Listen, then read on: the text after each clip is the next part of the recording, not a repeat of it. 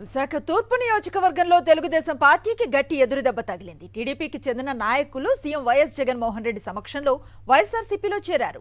CM Jagan అమలు చేస్తూ ఉన్న సంక్షేమ అభివృద్ధి పథకాల పట్ల ఆకర్షితులై వైఎస్ఆర్సీపీలో చేరినట్లుగా వారంతా తెలిపారు.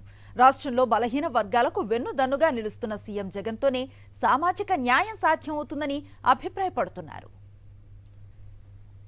వివిధ పార్టీల నుంచి చేరిన నేతలతో తూర్పు నియోజకవర్గంలో వైఎస్ఆర్సీపీ మరింత బలపడిందంటున్న ఎంపీ ఎంవివి సత్యనారాయణ, పార్టీలో చేరిన నేతలతో మా ప్రతినిధి నాయుడు మరిన్ని వివరాలు విశాఖ నుంచి అందిస్తారు.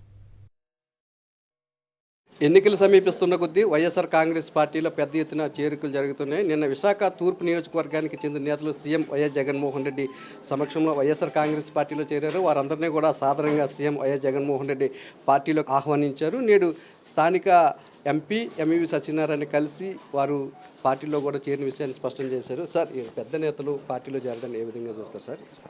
చాలా గొప్ప ఆనందంగా ఉంది. ఎందుకంటే నిన్న మన అచ్యుతరావు గారు, రామచంద్రరావు ఇద్దరు కూడా గౌరవ ముఖ్యమంత్రి వర్యులు జగన్మోహన్ రెడ్డి గారు, మా అధ్యక్షులు, పార్టీ అధ్యక్షులు సమక్షంలో పార్టీలో జాయిన్ అవ్వటం చాలా చాలా చాలా సంతోషం. ఎందుకంటే ఇది రాజకీయంగా కంటే కూడా వీళ్ళు సామాజికంగా ఎవరినైనా చెప్తారు. అచ్యుతరావు గారి గురించి, రామచంద్రరావు గురించి ఎవరినైనా విశాఖపట్నంలో చెప్తారు.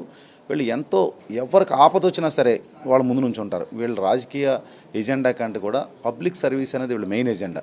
ఎందుకంటే వీళ్ళు ఎవరికి కష్టం వచ్చినా, ఎవరికి హాస్పిటల్లో ఏదైనా ప్రాబ్లం వచ్చినా, స్కూల్ ఫీజు కట్టాలన్నా, ఒక ఊర్లో పండగ అయినా, ఒక దేవాలయం కట్టుకోవాలన్నా అసలు ముందుంటారు. ఆశ్చర్యం అనిపిస్తుంది నాకు. వీళ్ళు చేసే సర్వీస్ చూస్తే అసలు ఏ పదవి లేకుండా, ఏ పదవి ఆలోచన లేకుండా వీళ్ళు ఎంత మంచి సర్వీస్ చేస్తున్నారనేది మాకు ఎప్పుడూ ఆశ్చర్యంగా అనిపిస్తూ ఉంటుంది.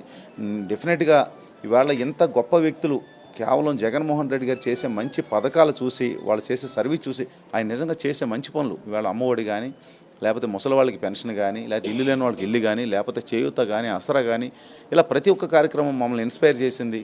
మేము ఇన్స్పైర్ అయ్యి ఈరోజు ఆయనతో కలిసి మేము అడుగులేస్తాం, మేము సేవ చేస్తాం అని చెప్పేసి ఈరోజు రావడం చాలా సంతోషకరం. వాళ్ళందరికీ కూడా ఇద్దరికి నేను మనస్ఫూర్తిగా ఆహ్వానం పలుకుతున్నాను. అదేవిధంగా ధన్యవాదాలు కూడా తెలియజేస్తున్నాను.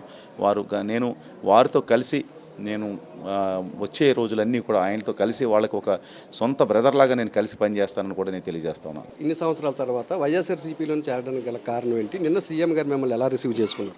ఆయన ఆశయాలకు అనుగుణంగా నాలాంటి వ్యక్తులు కూడా ఆలోచించి నేను స్వచ్ఛందంగా ఈ వైఎస్ఆర్సీపీ పార్టీలోకి నేను రావడం జరిగింది. ఓటిని ఛాలెంజ్ చేస్తున్నా. ఈస్ట్ నియోజకవర్గంలో వైఎస్ఆర్సీపీ జెండా ఫస్ట్ టైం ఎగరబోతుంది. దానికి నా సాయి శక్తులా నేను కృషి చేస్తాను.